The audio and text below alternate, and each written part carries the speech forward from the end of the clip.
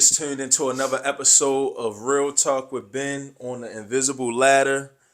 Have a special guest today, my brother David. Appreciate you coming, bro. For sure, man. Appreciate Tell, you having me. yeah, man. Tell us what you do. So we talked about this off camera. I'm an author first, Mm-hmm. then screenwriter and film director. So I write and direct my films. Got you. Yeah. How long you been in the business? Been in the business. So I started writing in 2012 was when I published my first book.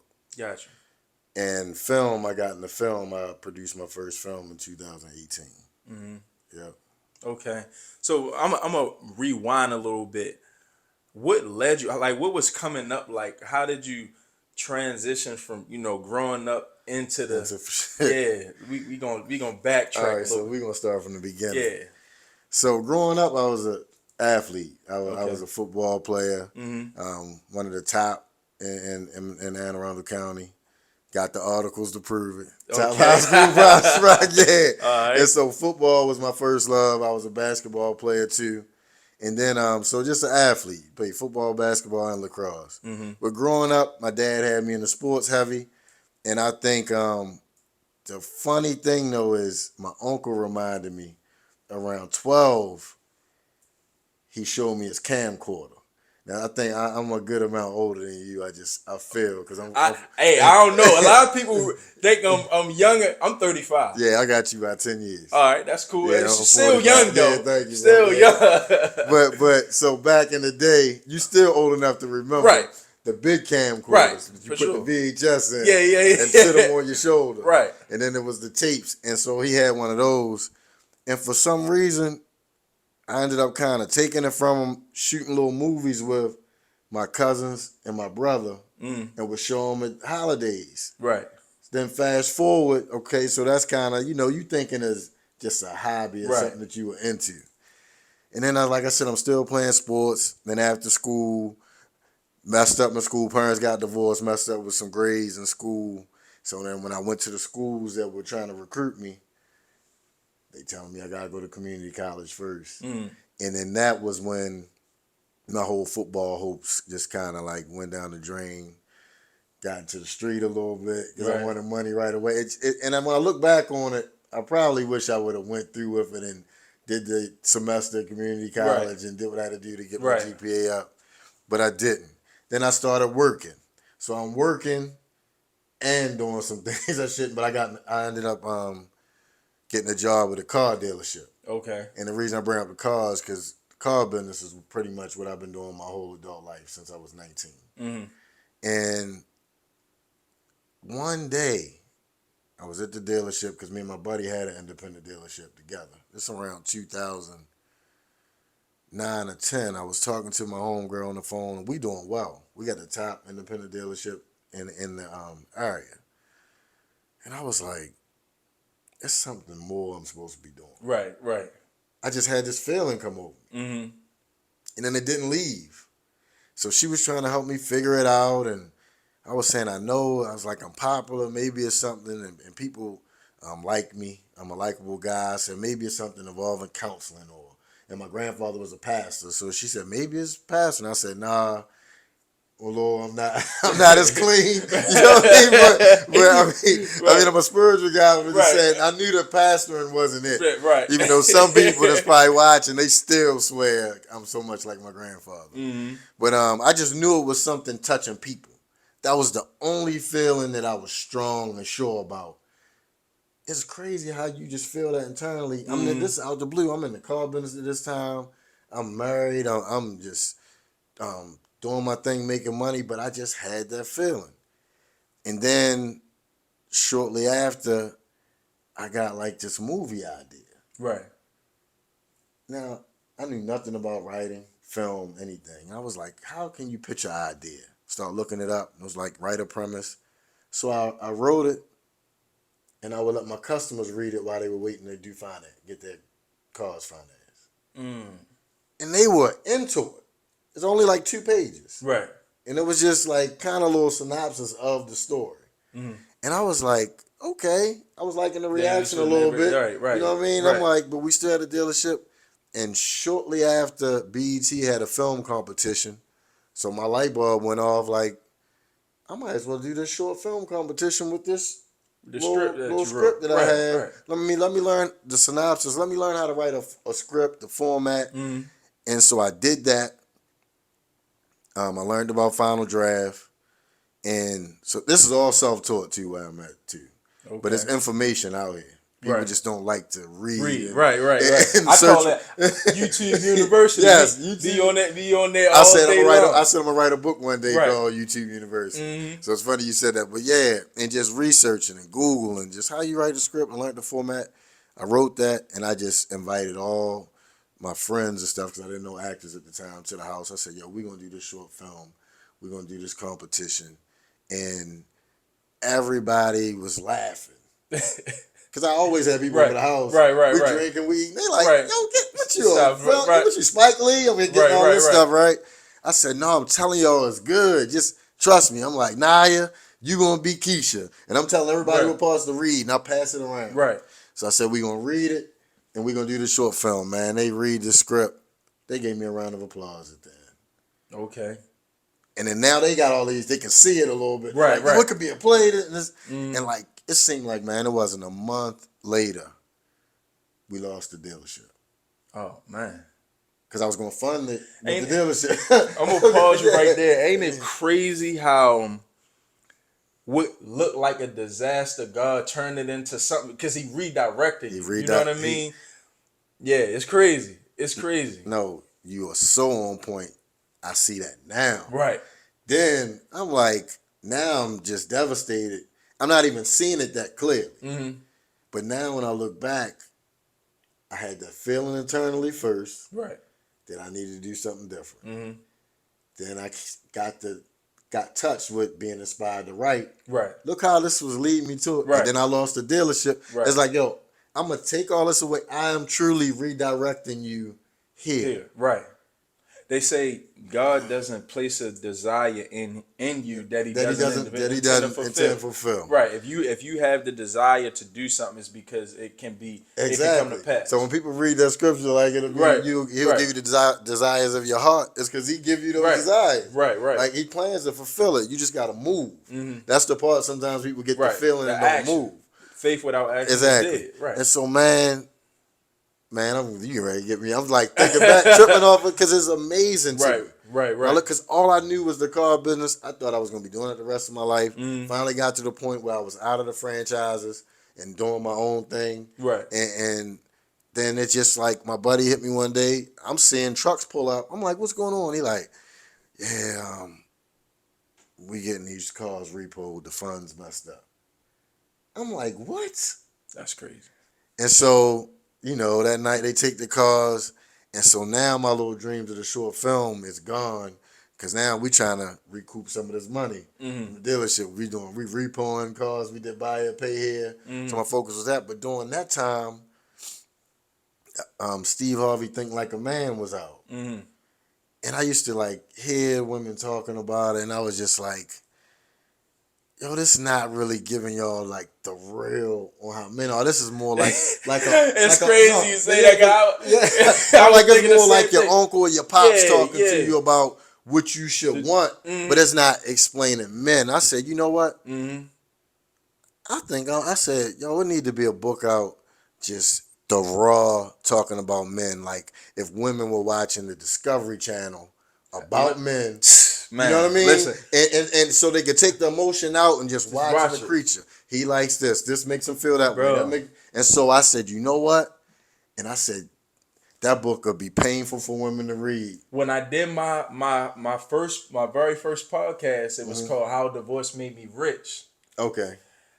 And one of the key elements that I said was when it comes to relationships, I think that men and women should make the conscious effort to truly learn and understand the opposite sex. Because that's the whole reason that we have this clash of women and men, because women don't understand how men function and women don't understand how men fully function. And it's because of our own selfishness. You know what I mean? like I seen somebody was saying, talking about like self love and and it's cool. Like you have to love yourself, but at the same time, when it comes to relationship, you have to be unselfish and you have to want to understand the other person. You feel what I'm saying? And the Yeah. opposite sex and stuff like that. So no, that's I So, I but I, I, I agree with you yeah, 100%. and so I'm gonna piggyback off what you said because I say what you said in the introduction of the book. I say the reason there's a disconnect between men and women is because we don't take the time to understand. We try to make women like us and vice versa. Right. They try to make men think like them, and they just don't. It's two totally different creatures, right? Right. And so I said I'm gonna write a book. Just it's for women, Mm. and in the subtitle I have the book. I say the book that every woman should read, and I say something. No, I say the book every woman needs, and I say the book every man wishes women would read. Right? What's the name of the book? And the name of the book, I'm gonna tell you how Yeah, I came we up with the need title. it. We need, I'm I gonna know give they you the title, waiting. yeah. Because I said if I write a book Yeah. like this, truly explaining men, it's gonna hurt, and that's why "Ouch, This May Hurt" came from. And so the title of the first book is "Ouch, This May Hurt." Okay. Yeah, and I'm on the cover with a syringe and a needle because a doctor might tell you this might hurt a little bit. You know what I mean? Right. But it's what you need. So that's what I got that The concept. truth hurts, bro. That's what I got that concept from, and then that's how the old Dr. Ouch was birthed too, Okay. from that first book. Gotcha. Because like all my work is kind of raw and in your face like I that. like yeah. that. And man, it's a whole book. I go every topic from the bedroom, the fetishes, from strip club, anything that they thinking about that they might talk about. I brought them in the barbershop. I'm gonna have to dive in it. And so when I wrote it, man, my buddy was like, "Yo, you ain't." Because remember, I'm just tapping into the writing thing at this time. Right. He's like, you ain't go to school for this. You're going to probably sell about 30, 40 books to people you know. Man, I was promoting it on Facebook, just putting excerpts on Facebook. I sold 200 books off top. You know what I mean? And that book kept going. That book is still going. Right. Because I mentioned that book in Life of Alpha Male, and so people ordering it all over the country because they want to know what that book is. Right. Yeah. That's dope, bro. That's dope. And so that was how I got into the writing. The writing game. Was "Ouch, This May Hurt," my first book, and that's all after we lost the dealership. I had time, and I was like, really, God just sat me down so I could start walking into my true. Ladies, please go get the book. Yeah, get the book. Yeah, we want to be understanding her too. That's you it. know what I'm That's saying? it. So I got it. That's one of the chapters. I'll be like, one of the chapters is your needs aren't the only ones valid. That's one of the chapters. Say men got needs too. Yeah. Yes, sir. So we got into the writing. When did we start creating the films? So remember, film is what I wanted to do first. Right. And of course, it's more feasible to write a book. It's not as expensive to publish. There's all kind of ways. Film, it can cost. And so the whole time, I knew I still wanted to get into film, but I didn't let that stop me from writing stories. And I say this to people, because everybody come to me like this, and I'm like, I done lived it. You can't tell me. Stop saying you want to do books or film when you haven't put a pen or your fingers to a computer to type a word. You got this big idea. Right. Where's your book? Where's your script? That doesn't cost anything. Right. And that was my mindset, like, okay, I'm going to do what I can do. And I felt like the rest would come to me, and it did. And it's funny you say that because right now with the technology that we have, you can literally write a book through AI. You know what I'm saying? Or you could you could literally voice your thoughts, onto the notes, send it into AI, have it make all the, correct all the errors, self-publish it on Amazon, and you done. And you done. But it's excuses, man. It's excuses. And people find out it's not as easy. You find out if you're a writer or not once you start writing. Yeah, that's true. You know what I mean? Right. You can have the ideas all you want, but you find out if you can express it. Right. Through literature, once you start writing. So you wrote the book and then you transitioned into the film. What was the first film you created? So I transitioned into film, and I got a shout out Edwin, because he kind of came to me with the idea of shooting something that he wanted to produce, Mm. and I was just like, man, I don't know. I really got these ideas for film for myself. Mm. And then I started thinking, like, then I ran into somebody that I knew had cameras. I'm like, maybe it's time, maybe I need to start there. So I did a production, tried to do a production with him. Mm. And I was his assistant director. And I was starting from scratch. I didn't know a lot. So I got to shout him out because well, us together kind of game plan. I had a lot of the resources and he had the kind of concept of how to put a film together. Okay. I just had the resources with the cameraman and sound and those people. And so together we started shooting a series that never came to fruition because it was three partners, me, him, and another guy, and sometimes Yeah. visions clash. Right. I still ain't got nothing but love for him, and I understand that experience was necessary. I was frustrated in the moment when it didn't work, but that was where I really kind of learned all the elements that goes into putting a film together. Right. And then I also learned what I didn't want to do when I had my own thing, Okay. when it was just me. Right. So with that, 2016, I published Life of Alpha Male, the book. Okay. And months after that, me and my wife separated, and it was going to be a divorce this time. We separated a few times before the divorce, and it lit a fire in me. I was like, man, I'm gonna go after everything. Like once I took that L, because I was hurt, and it was my fault. In case you watching, but you still can be hurt. Yeah. You still be hurt over the same pain. Yeah. And I was like, man, I'm gonna go after it. I think I take that back. I was talking to my partner Antoine Chambers, but this is still shortly after we separated, and I was listening to. You seem like you well read and listen to a lot of personal development stuff for sure. too. So, Advocate for personal development. So Earl Nightingale, Acres of Diamonds. I'm not sure you're familiar, but the whole concept with Acres of Diamonds is sometimes we looking afar, or we pitching out and reaching out, and everything you really need is right in front of you. Right. And after listening to that, one day I hit him. I hit my partner, who was a childhood friend, but now my business partner. I said, yo, I'm talented enough. We gonna do a movie. And he was like, all right. That was that simple. He said, all right. He said, come over. Okay. Next day I went over. He told me about some bread he had put up and all that. And he was like, yo, I believe in your writing that much. I read your 2 books.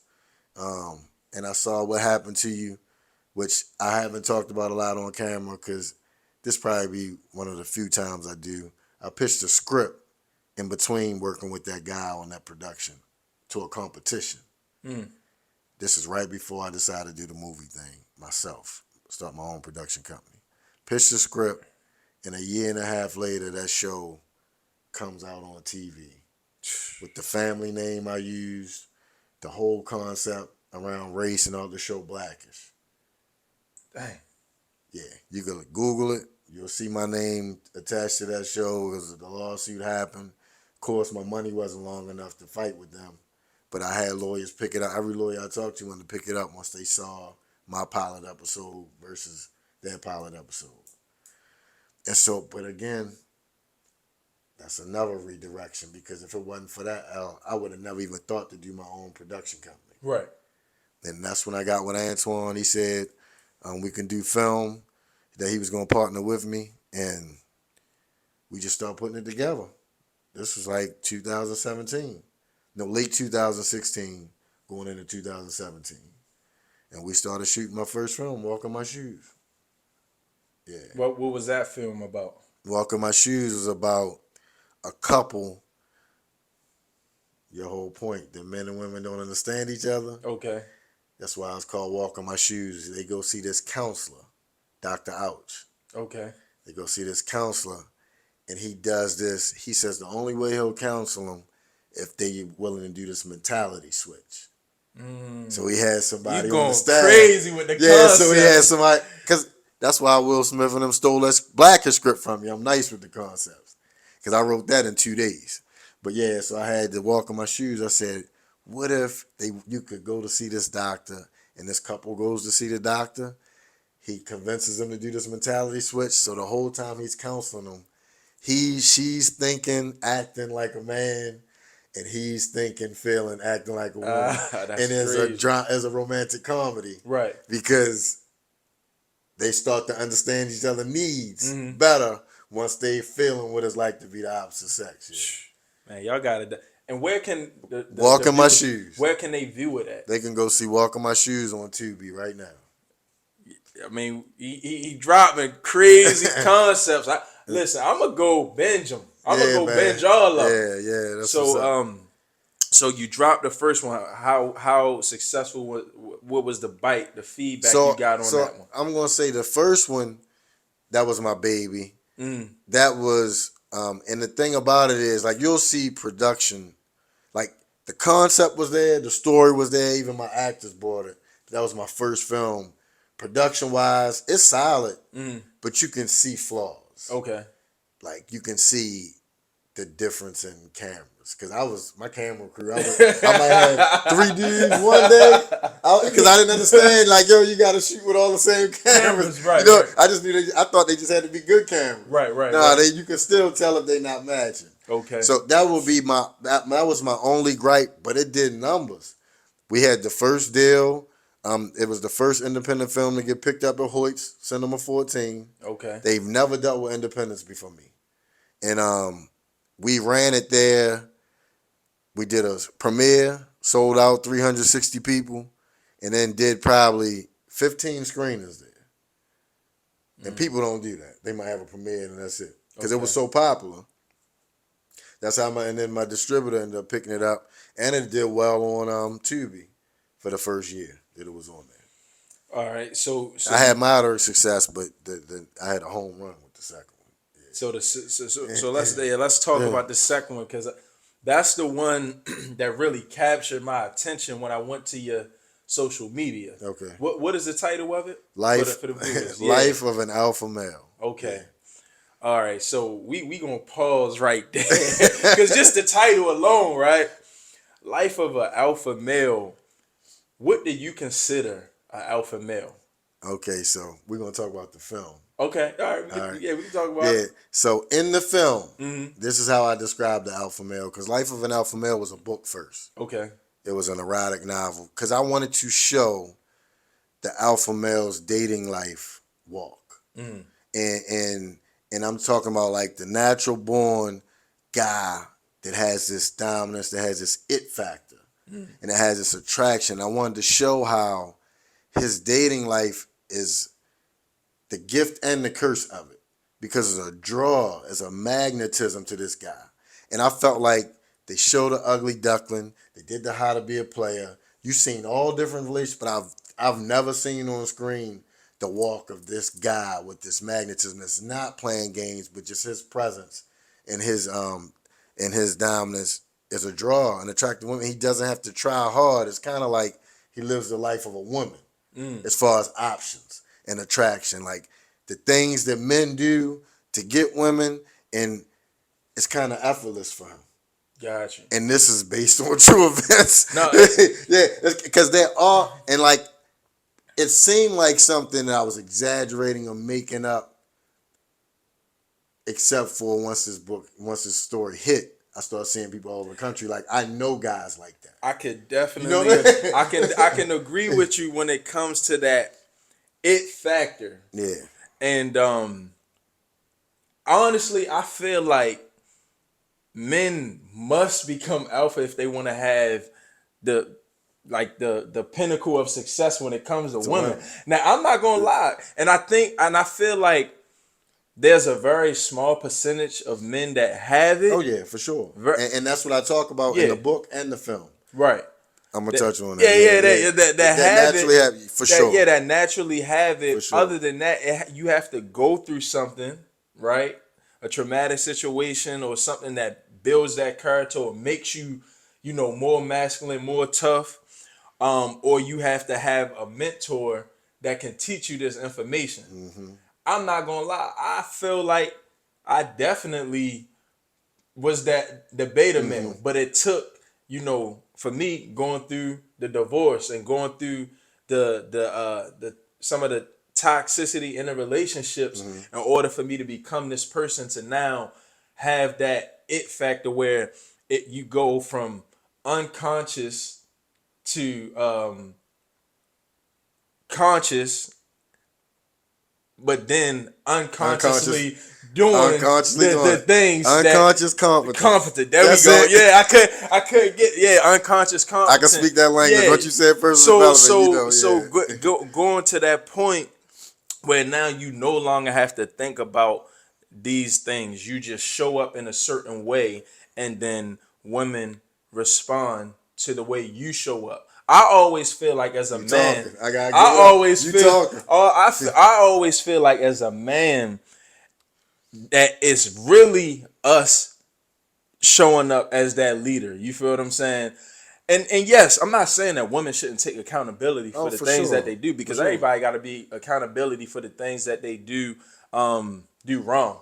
But I feel like as a man, even if you want to go back in time, and we were created first, we were designed to lead the whole situation. You feel what I'm saying? And based on that, if I show up in a certain manner, then ultimately she's gonna respond in a way to give me what it is that I need. You know what I'm saying? You talking, brother. So, I'm gonna let you go ahead. Yeah, because that's what the film is about. Right. But everybody doesn't understand that. No. And it's like, it's men that will, like, I used to have homeboys that would joke as we coming up, because like once I noticed I had a different kind of walk with women than a lot of my friends. Right. You know, they saying stories of women won't do this, and I'm like, I get that with no problem. You know what I mean? See what I mean? And so that's what made me. But it took me living some years, right, to be able to write Trial about and error. that, to write about that experience. But growing up, my friends used to say, one homeboy called me the candy man. He used to say, yo, you must be slipping on some candy or something. Then my one homeboy would be like, nah, yo, it's his magic shirt. Like, it was all kind of jokes. Right. But they really didn't get that just how I show up.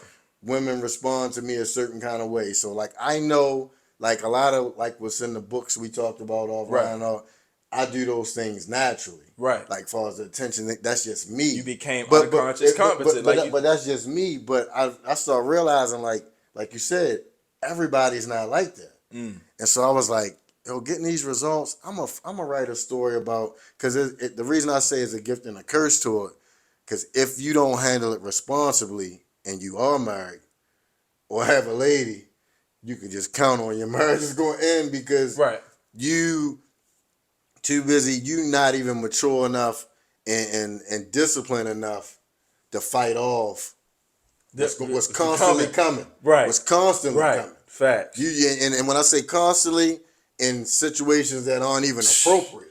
You thinking you safe in church. No, you're not. They come in there too.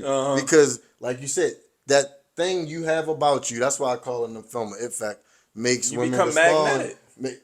That's it. And so that's what the film is about. And it's so crazy. I'm gonna just piggyback off of what you said. It's so crazy. Dating a woman or whatever, and I was saying, like, a woman can be dating two different guys, and both of the guys get totally different experiences from this woman based on how they show up, right? Yep. So, and I'm gonna just give you an example. Like, I flew a chick out. You know what I'm saying? Hey, I want to see you. All right, cool. You know, when you coming? All right, this weekend. All right, say no more. I got your flight booked. She come in town. I got the whole weekend planned out. Everywhere we going for dinner, all the activities we doing, the whole 9. And then you got another dude over here, you know what I'm saying, that say, hey, I want to see you. And she's got to figure everything out. How she going to get there? When she get there, he gonna be asking questions like, well, what you like, where you want to go, what you want to eat, all of this type of stuff. So now she's taking on the stresses of him being a leader, what he should have already had done. So for me, right, she gonna show up completely different. She's gonna be more softer, more feminine, more loving, because she's feel safe. She able to let her guard down. Whereas with him, by the time she get there, she already done got stressed out because she had to figure all of this stuff out. Women, they just want to show up, look cute, and have a good time. You know what I'm saying? And I'm not saying they not gonna reciprocate as time goes on. They will, but you're gonna get what you need by being that alpha male, by being that leader when you show up in a certain type of way. You know what I mean? Yeah. So yeah, man. And so that film, and the way I made it interesting creatively, he goes to therapy. Because, so like I said, both films, I wanted you in his psyche. I wanted you in the why he does what he does. So like the whole time women are watching the film and men, you're not just watching it and seeing what he's going through, but you're really getting the game on how he thinks. right. And the thoughts behind those actions. And I put him in therapy with a woman. And I did that so because I wanted my films, everything I do is thought provoking. You can't give them all of them. They got to go watch it. Yeah, but I'm telling them. But this is just the premise. The reason I put her in therapy is so she can be the woman's voice and challenge him the way that women want to challenge his point of view. And by the end of the film, everybody's gonna learn. That's all I'm gonna say. Everybody's gonna learn from watching it. I think it's gonna be triggering probably for some women, but they're gonna be on the edge of their seat because gotta shout it out. It hit most popular drama in the country. But I feel like we gotta have these hard conversations. You know what I mean? Because like if we don't put the light on certain things, then it continues to happen. Like for me, like I was telling you earlier on, just that whole divorce situation, it just caused a conscious interrupt to make you want to learn everything possible. You know what I mean? Like to the point of, 53% of people that get married getting divorced. So if you got two friends and they get married, one of them getting divorced. 70-something% is initiated by women. Why is that? Because the attraction over time lowers. One of the reasons, I'm not gonna say all, but one of the biggest reasons is over time the attraction lowers because only 3% of men fully understand the psychology of a woman. So if only 3% of men really understand a woman, then what are we really doing? You know what I'm saying? Like we don't have the mindset to have a long sustainable relationship long before we even get into it. You know what I mean? Or marriage. Yeah. So like it's those things, like you said, your movies, your books that have to shed light on these different topics and issues so that we can ultimately get back into a better place where people are having long sustainable relationships and marriages. Yeah. And like I said, those stories like puts the mirror right in front of you too. Right. It helps you see yourself because like I'm telling you, man, when I be getting these DMs and stuff, it's like people be like, I see why you call yourself Dr. Ouch because I saw myself, it was painful, or that was me, or this experience was me, and I think that's what the films and the books will do for you. So the concept came from what you went through. Yeah, the concept came from my experience, my frustration with being me, because like you'll see how conflicted he is in the film, like because I wanted to show that it's not all sweet having this magnetism. Right.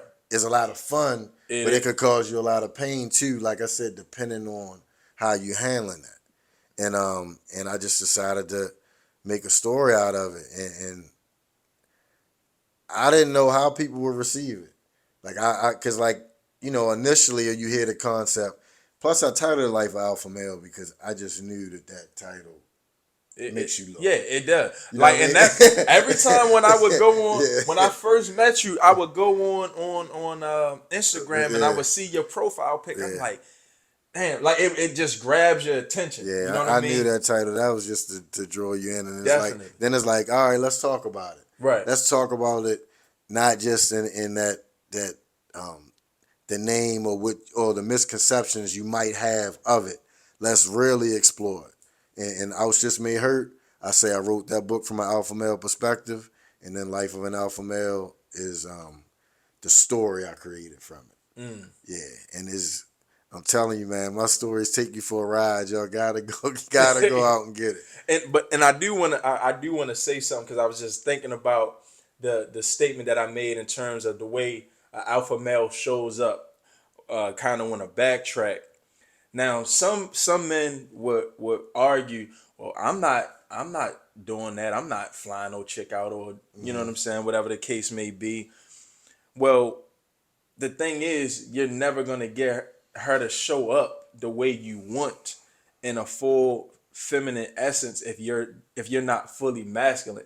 It's in the book The Superior Man by David Dieter. He talks about the polarity of feminine and masculine energy. There has to be a certain type of balance. So what I would say to that guy is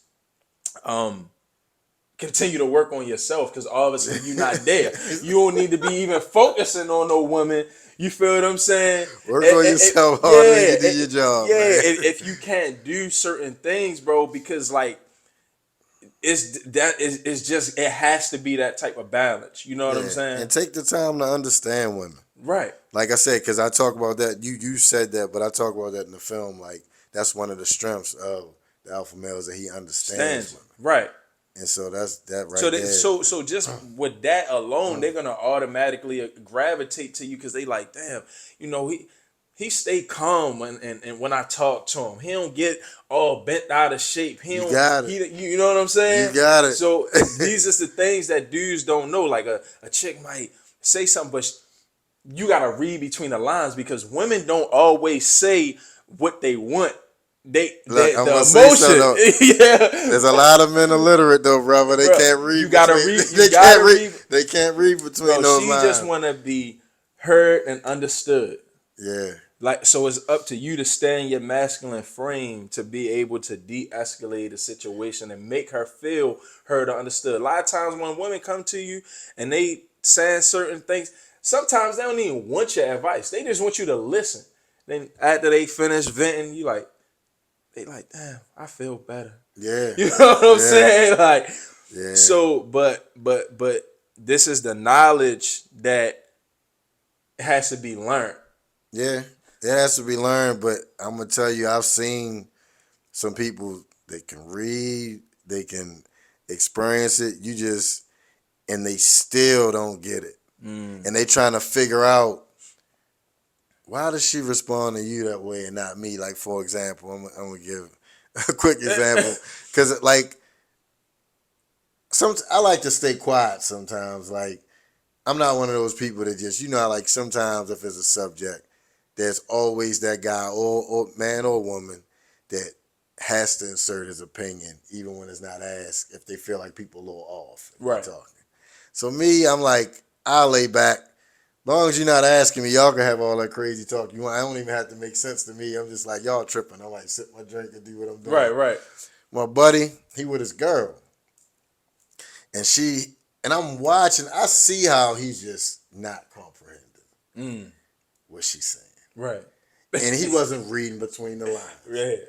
And so then they pull me into the conversation. Right. And I'm the type of person, if you ask me, I'm always going to tell you the truth. Right. Friend or not. Like, right. You know what I mean? And I was just like, bro, all she trying to say is I'm just bop, bop, bop, bop, bop.